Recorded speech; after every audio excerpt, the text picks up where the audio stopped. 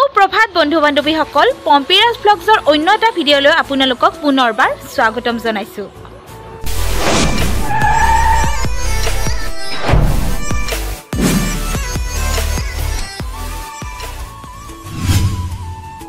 আৰু আমি আজি গৈ আছো লখিমপুৰ ডিস্ট্ৰিক্ট পথালি পাহাৰ মানে বান্দৰদুৱাত আমি গৈ আছো। আৰু আমাৰ ৰাতিপুৱাৰ পৰা বস্তু নিব আহিছে আৰু এইটো দেখিছেনে এইদিনাখন যে কিনিছিলোঁ 90 টকাৰে এইটো আমি আজি মানে গোটেইকেইজনী তাকে পিন্ধি আহিছোঁ।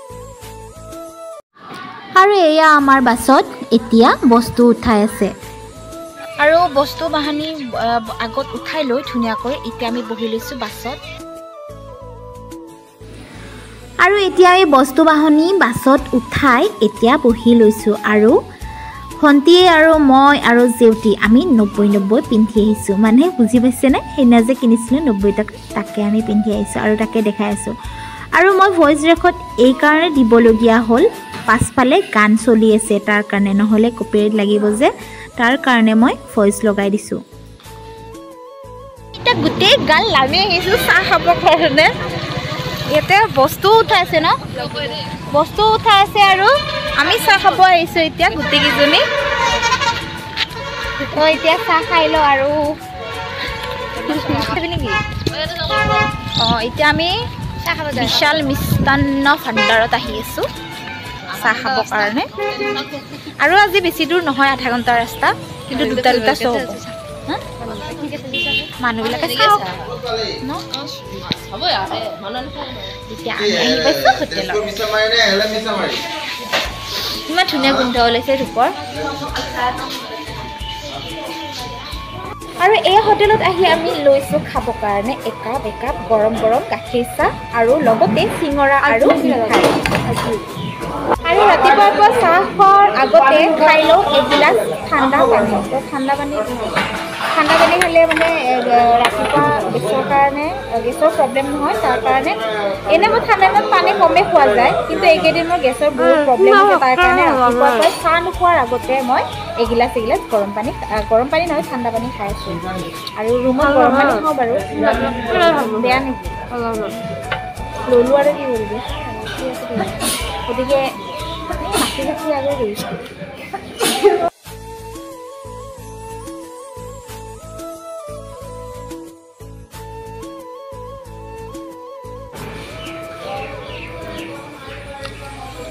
চাহ কিন্তু মজা বনাইছে দেই, চাহ বহুত ধুনীয়া।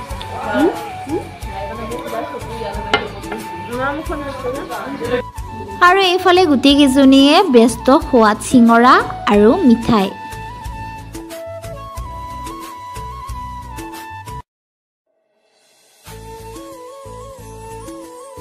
আৰু এতিয়া আমি চাহ পানী খাই ওলাই আহিছোঁ বাহিৰত। আৰু বাহিৰত আহি দেখিছোঁ যে কমলা আৰু বগৰী। তো বগৰী আৰু কমলা আমি ল'ম বুলি ভাবিছিলোঁ, তো দাদাজনে ক'লে যে 1 কেজি তহঁতে লৈ ল। দাদাজনে কিনি দিলে আৰু আমি ৰুমত গৈ গোটেইকেইজনীয়ে ভগাই খালোঁ। আমি আহি পালোঁ পথালি পাহাৰ, কিন্তু পাহাৰখন দেখা নাই। পথিলা নে দীঘল বা পাহাৰখন দীঘল নে পথিলা ইয়াৰে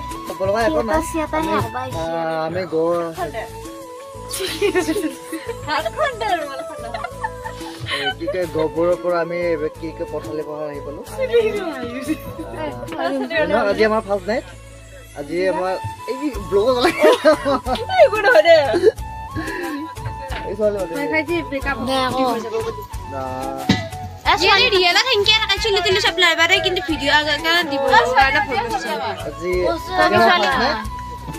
নাটক আছে মই অৰ্ধাংগিনী। যোনে ইফালে আমাৰ পম্পিৰাজ ব্লগত ছাবস্ক্ৰাইবাৰ আছে, তো সকলোৱে চাব আহিব গাইছ।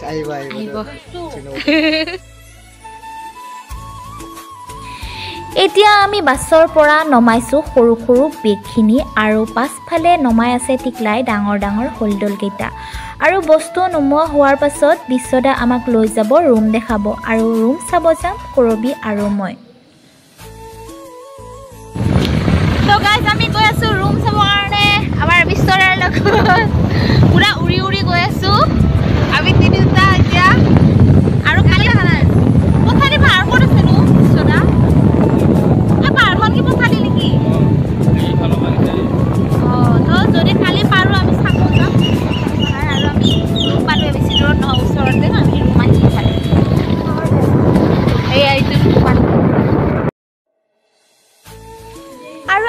পালোঁ ৰুমত আৰু ৰুম দিছে আমাক হোষ্টেলত সাইডৰ হোষ্টেলটোত ষ্টুডেণ্ট আছে আৰু এইটো হোষ্টেলৰ ৰুমত ৰুম খালী আছে তাৰ কাৰণে আমি 6 জনী থাকিম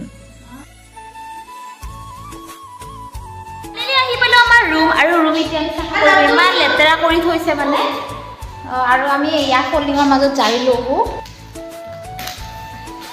তো ঝাৰু ওলাই লৈছোঁ এতিয়া আমি ঝাৰু দিব লাগিব আৰু আমি আহি পেলাই ৰুম চাফা কৰি থৈ যোৱা নিচিনাই হয় আৰু এতিয়া মুখত কাপোৰ মাৰি কৰি আছোঁ মই ৰুম চাফা মানে গোটেই মকৰা জাল ধৰি আছে তাৰ কাৰণে চাফা কৰি আছোঁ আৰু এয়া ৰুম চাফা কৰি বস্তু আমি ভিতৰত সোমাম আৰু বিছনা পত্ৰ পাৰি ল'ম পাৰি ল'লোঁ আৰু আমাক লাইট ঠিক কৰি দিব কাৰণ মানে ডাইৰেক্ট কৰি থৈছে কাৰেণ্টটো আৰু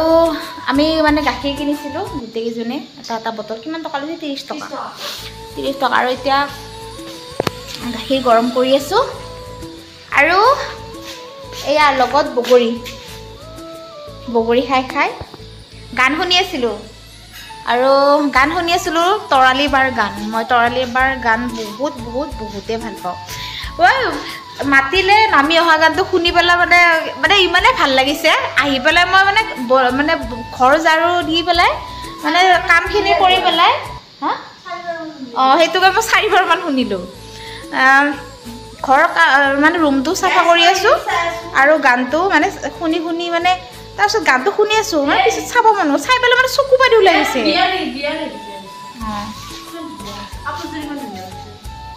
এই ৰিক্সা আছে বিয়া ৰিক্স আৰু মই গান শুনি কাম কৰি আছোঁ আৰু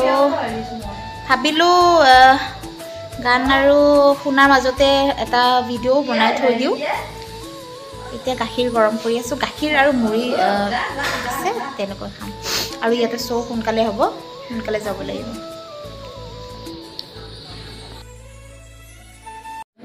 আৰু বন্ধু বান্ধৱীসকল হৈ গ'ল গাখীৰ গৰম তো গাখীৰ গৰমৰ লগত লৈছোঁ মই মুড়ি গুড়া সান্দহ আৰু তাৰ লগত চেনি তো দিনত আজি ভাত নবনাওঁ ভাত বনাব একেবাৰে মন যোৱা নাই তাৰ কাৰণে খাই লৈ মই শুই দিম আৰু শুই উঠি আমি যাম চলো আৰু পথালি পাহাৰত আমাৰ আজি প্ৰথমটো নিশা আৰু আজি এই প্ৰথমটো নিশাত নাটক হ'ব অৰ্ধাংগিনী আৰু তাৰে কেইটামান আপোনালোকক দৃশ্য দেখাম বলকচোন চাওঁ কৃতজ্ঞতা আৰু ধন্যবাদ জ্ঞাপন কৰিছোঁ আপোনালোকৰ যি সঁহাৰি সেয়াই আমাৰ বাবে আশীৰ্বাদ আমাৰ প্ৰত্যেকজন অসমীয়াৰ অতি মৰমৰ আমাৰ প্ৰস্তুতি পৰাশৰ বাইদেউ এই আবাহন থিয়েটাৰৰ স্বত্বাধিকাৰী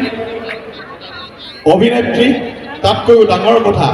আমাৰ প্ৰত্যেকগৰাকী উঠি অহা ছোৱালীৰ বাবে আদৰ্শস্বৰূপ আমাৰ প্ৰস্তুতিবাদ আমি অকণমান মৰম যাচিব বিচাৰিছোঁ আৰু তেখেতক এখন আৰু এয়া আছিল সম্বৰ্ধনা অনুষ্ঠান আৰু সম্বৰ্ধনা অনুষ্ঠান শেষ হোৱাৰ লগে লগে আমাৰ আৰম্ভ হ'ল নাটিকা আৰু নাটিকা শেষ হোৱাৰ লগে লগে আমাৰ নাটক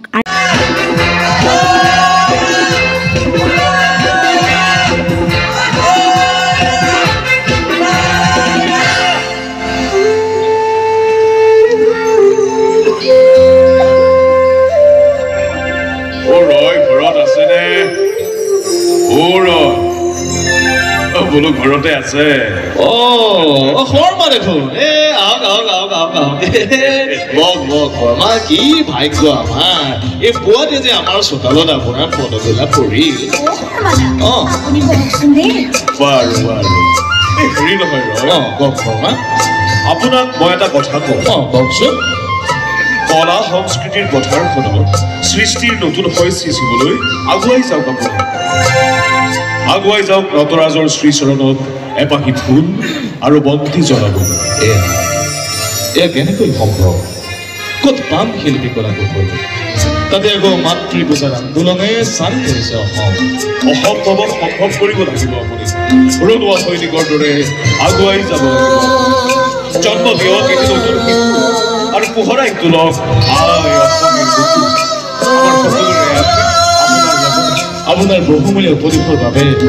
মই আপোনাক ধন্যবাদ দিছোঁ শৰ্মা চাওঁচোন কি বা হয় কাঞ্চন শৰ্মাৰ কথাখিনিয়ে গানাইৰ মনত বাৰুকৈ ৰেখাপাত কৰিব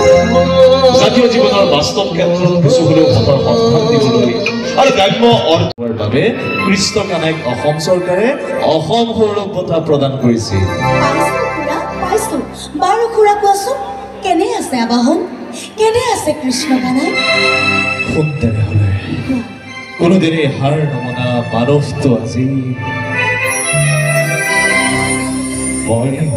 মই আৰু নোৱাৰো ভাগৰি পৰিছো মই কোনোবা উপযুক্ত উত্তৰ কৰি হাতত মোৰ সন্তানটোক গতাই দিব পাৰিলে মই শান্তি পালোহেঁতেন নহয় অক্লান্ত হৈ তুৰন্ত আপোনাৰ ৰথৰ গতি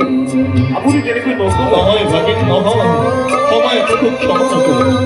বয়সো হৈ আহিছে চাৰি কৰি নেওনা তাৰ সকলো শৰীৰৰ এই জীৱন অনু আঁতৰি গ'ল মোৰ কাষৰ পৰা চিৰদিনৰ বাবে দুখ নকৰিব চাওঁচোন কি কৰিব পৰা যায় কৃষ্ণকানাই কথাবোৰ ভাগিনে গভীৰভাৱে চিন্তা কৰিবলৈ ধৰিলে এদিন মোমায়েকে বিচৰা ধৰণে এগৰাকী উত্তৰ কৰি বিচাৰি পালে নাম তেওঁৰ প্ৰগতি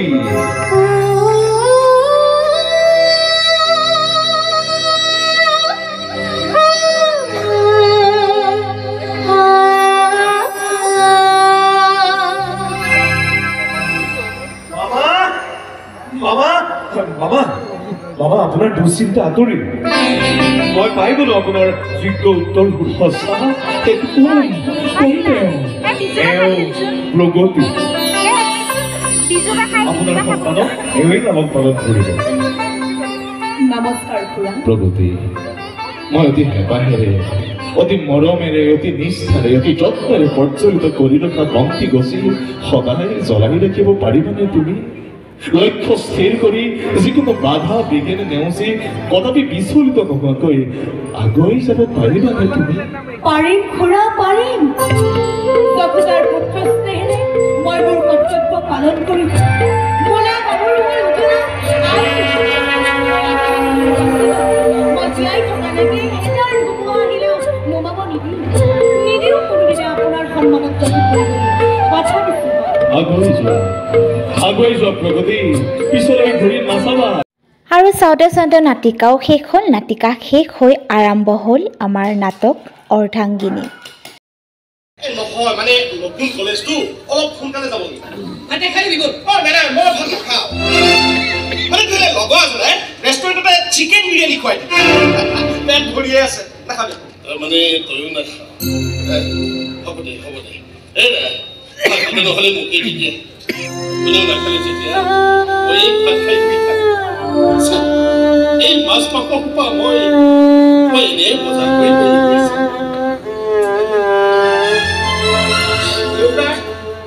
দেউতাৰ এই স্বভাৱটোৱে বেয়া কিবা এটা পজিটিভ খবৰ পাবহে লাগে চিধা বজাৰলৈ লৈ মাৰি বজাৰলৈ গৈ মাছে মাংসই কিনি তহঁত ল'ৰা ছোৱালী কেইটাৰ লগত একেলগে বহি এসাঁজ খোৱাটোৱেই তহঁতৰ দেউতাৰ কাৰণে আটাইতকৈ আনন্দৰ মুহূৰ্ত কিন্তু এই মুহূৰ্তটো উপহাৰ দিবলৈও তহঁতে তাৰো হাতত মুঠেও সময় নাই নহয় কি যে ফাল্টু কথা কিছুমানত লাগি থকা নহয় আবেগবোৰ এতিয়া এৰিব হ'ল আৰু দে মা একেলগে বহি ভাত খোৱা কাজিৰি সেৱাহাত কাৰ কৰা কৰিব লাগিলে মাক দেউতাকক মাত লগাই যোৱা এইবোৰ দেখি একেবাৰে কামনি হৈ গৈছে মা এইবোৰ কিছুমান ইংলিছ ইমোশ্যন মানে তুমি নুবুজিবা অসমীয়াত অনৰ্থক আবেগ এতিয়া ফৰেইন কাণ্ট্ৰিবলৈ চাবচোন ইংলেণ্ড আমেৰিকা তাত আমাৰ বয়সৰ ল'ৰাবোৰ কিমান স্বাধীন হৈ ঘূৰি ফুৰে সেইবোৰ দেশত বোলে 16 বছৰ বয়সতে মাক দেউতাকে ল'ৰা ছোৱালীৰ দায়িত্বৰ পৰা হাত ধুই দিয়ে যদি সেই নিয়ম ৰক্ষা কৰি আমিও দায়িত্বৰ পৰা হাত ধুই দিলোহেঁতেন তই যি পুলিচত ভালিহেঁতেন নে ইঞ্জিনিয়াৰ হৈ গৈ আনন্দতে তই চিকেন বিৰিয়ানী খাই দিব পাৰিলিহেঁতেন নে কোনটো বহি নিজৰ জীৱিকা নিৰ্বাহ কৰি তাক লৈ তই মাথা মাৰি থাকিলিহেঁতেন মই সেইকাৰণে মোৰ সন্মুখত এইবোৰ ফৰেইন কাণ্ট্ৰিৰ উদাহৰণ দি কথা নকবি হ'ব পাৰে দেউতাৰ পুৰণি চিন্তাৰ মানুহ সেইবুলি তহঁতৰ প্ৰতি থকা তেওঁৰ মৰমখিনিক অন্তত পুৰণা বুলি ভবাৰ ভুল নকৰিবি নহ'লে এই কাপি মোৰো লাজ লাগিব যে মোৰ গৰ্ভত এটা যথা মূৰ্খই থিতাপি লৈছে এই যথা মূৰ্খই কিন্তু দুদিন পিছত ইঞ্জিনিয়াৰ হৈ আহিব আৰু দেউতাৰে দুহাত মেলি টকা খৰচ কৰিব যিকেইটা সাঁচতীয়া ধন আছে সেইখিনি ঢালি দিব তোৰ ওপৰত লোন ল'ব ধাৰ ল'ব সুদ ধৰিব কঁকাল ভাঙি পেলাব দেউতাৰে এতিয়া কব সেই ভঙা কঁকালখনলৈ চাই নকবি পুৰণা কঁকাল ভাঙি গ'ল কিনো ফাল্টু কথাবোৰ কৈ থাকে বাৰে বাৰে মই কি ইমান বেছি ননচেন্স নেকি সময়হে কব ননচেন্স হ'বলৈ ডিগ্ৰী নালাগে কিন্তু ডিগ্ৰী লৈও ননচেন্স কৰিব পাৰি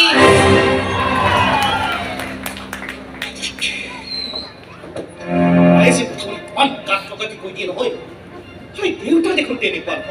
কিন্তু মা চব ডিছকাষ্টিং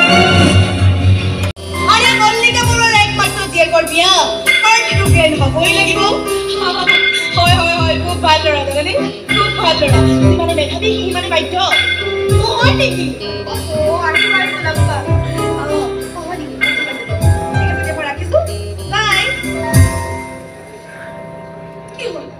ৰোহনত আহিয়ে নাপালে যে মাজনী তুমি ভিতৰলৈ যোৱাচোন যেতিয়া দৰকাৰ হয় মই মাতি দিম তুমি আহিবা মিছাতে উপজাচি আহি আমি ভাবাব দৰকাৰ নাই মেম তেওঁলোক আহিছে আহিছে যদি ভিতৰলৈ লৈ আহা আকৌ মাজনী তুমি যোৱা নমস্কাৰ নমস্কাৰ মই মল্লিকা বৰুৱা আপোনাৰ পৰিবাৰক মই লগ পাইছো কিন্তু মই আপোনাকহে লগ পোৱা নাছিলো আহক সোমাই আহক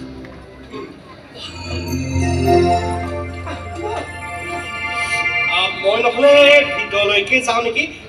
দলিক মাতিলে হ'ল নাই নালাগে নহয় নালাগে তুমিও থাকাচোন মাজনীক দৰকাৰ হ'লে মই নিজেই মাতি দিম ই কৈছে যে আপোনাৰ কোম্পানীত বোলে চাকৰি কৰিম কেৱল চাকৰিয়ে নহয় মই আপোনাৰ ল'ৰাক মোৰ কোম্পানীৰ মালিক পাতিম বুলি ভাবিছো হয় মালিক কলেজত পঢ়াৰ পৰা মোৰ ছোৱালীৰ লগত ৰোহনৰ সম্বন্ধ বাচ্চা আছিলো মই ৰোহন ইঞ্জিনিয়াৰ হৈ অহালৈকে আচলতে মোৰ ছোৱালীজনীৰ বাহিৰে আপোন মানুহ বুলিবলৈ কোনোৱে নাই গতিকে ৰোহনকেই মই আপোন কৰি ল'ব খুজিছো মোৰ পাছত মোৰ কোম্পানীটো ৰোহনেই চলাব এইটো বৰ ভাল কথা মোৰ ল'ৰাই আপোনাৰ ইমান ডাঙৰ কোম্পানী চলাব কিন্তু এটা চৰ্ত কি চৰ্ত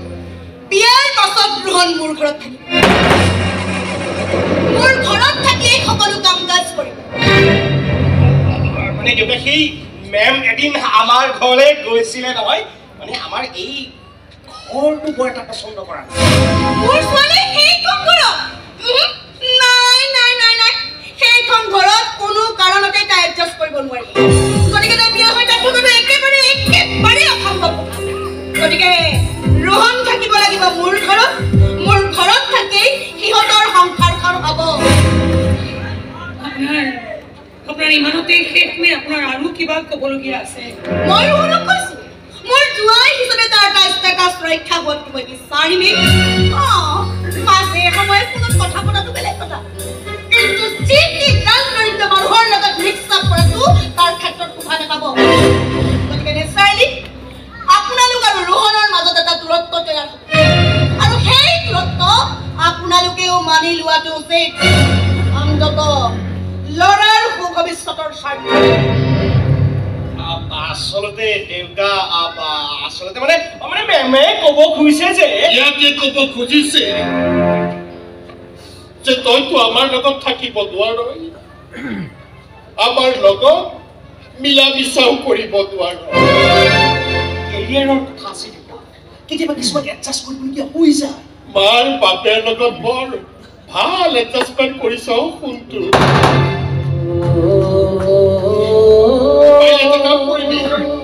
তোৰ নামৰ পিছত থকা এই বাপেৰৰ উপাধিটো তই মচি দিবি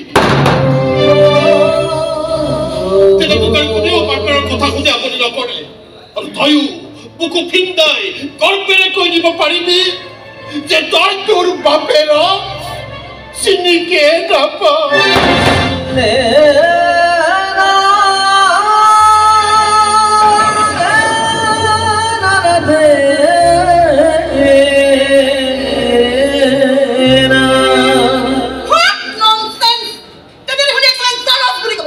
আপোনাৰ লগত থাকিলেও ইয়াক পোহনীয়া কুকুৰ বুলি ক'ব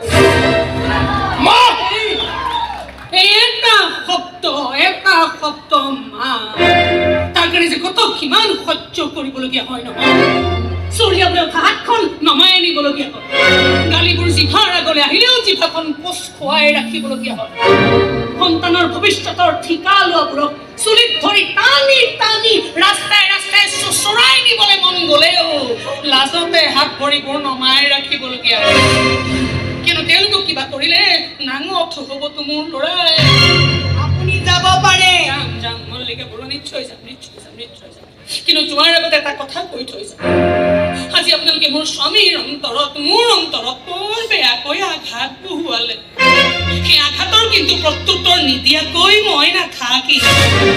ইয়াক ইঞ্জিনিয়াৰ কৰিবলৈ মোৰ মানুহজনে যিমান ঘাম বোৱাইছিল তাতকৈ বহুত বেছি চকু পানী বোৱাব লাগিব আপোনালোকে মোৰ মানুহজনে যিমান হাড় ভাঙিছিল তাতকৈ কিন্তু বহুত বেছি বেয়াকৈ ভাঙিম আপোনালোকৰ এই কোম্পানী ভিক্ষাৰীৰ জীৱন কেনেকুৱা হয় এইবাৰ কিন্তু সোৱাদ লোৱাইহে এৰিম তহঁতক